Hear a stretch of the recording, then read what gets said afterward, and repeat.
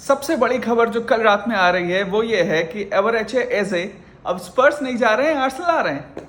Can you believe that?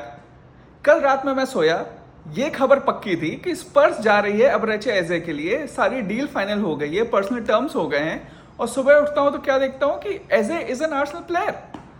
I mean रात में पता नहीं क्या हुआ। हाँ, ये खबर आई थी कि हैवर्ट्स को इंजरी हुई है, he might be sidelined for some weeks, but ये किसी ने भी नहीं सोचा था कि Arsenal will act so efficiently and so in such a fast manner. आपका प्लेयर एक इंजर्ड होता है, आप उसी दिन जाते हो और अपने राइवल से, जो आपके सबसे बड़े राइवल्स कहे जाते हैं, उन्होंने जो प्लेयर ऑलमोस्ट साइन कर लिया है, उसी प्लेयर को आप लाते हो।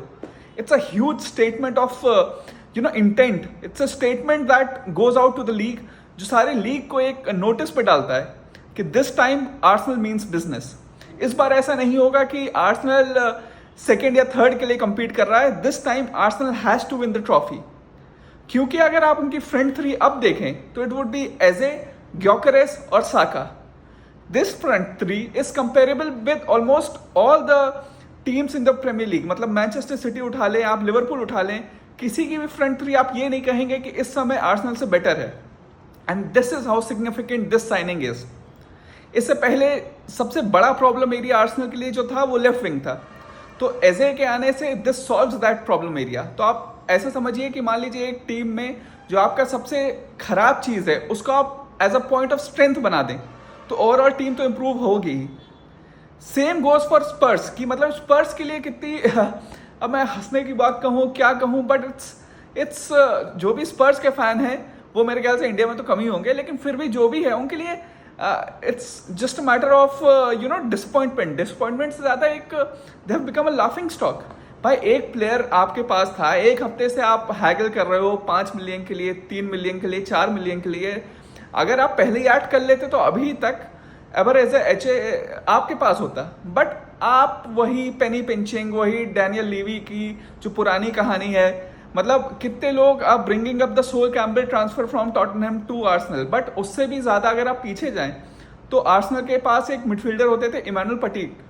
वो जब आए थे इंग्लैंड में तो वो पहले स्पर्स जाना चाहते थे और बीच टैक्सी में उनके पास कॉल आया कि Arsenal wants to sign him, और वो बीच टैक्सी मुड़वा के स्पर्स से लेके चले गए थे आर्सेनल। एंड उन्होंने फिर ये भी बोला था कि उस टैक्सी का पैसा तक स्पर्स ने दिया था। So that is how it has already always been कि मतलब आर्सेनल अगर स्पर्स के साथ कम्पीट करेंगे तो इट्स अ गारंटी कि आर्सेनल वो प्लेयर लेके जाएगी। It's a food chain, it's a pecking order. Spurs पता नहीं क्यों बार बार ये सोचते हैं कि they can compete with Arsenal when they can't.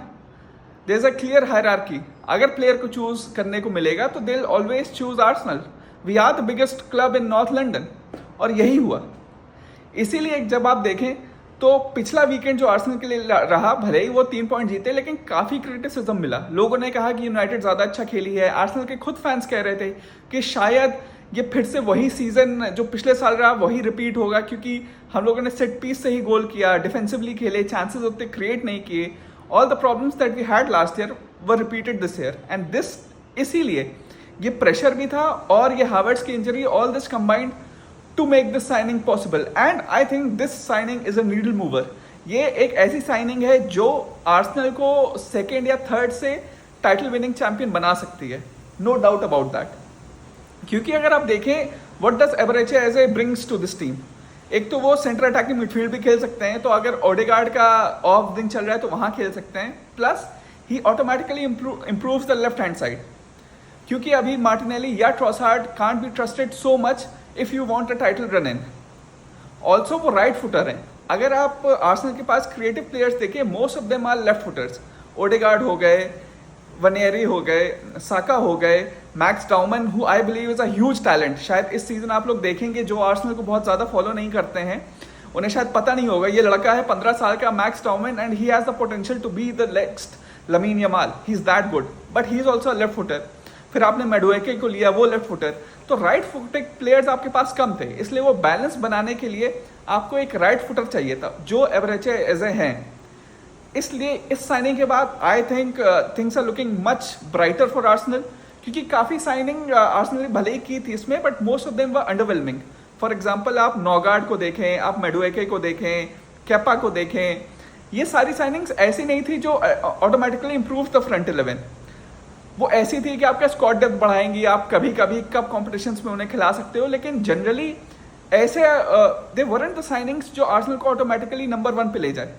But ये as a signing, this is a signing जो उनके जो एकदम वीक स्पॉट था उसे इंप्रूव करता है, and that is why I think this signing has the potential to take Arsenal to the number 1 spot.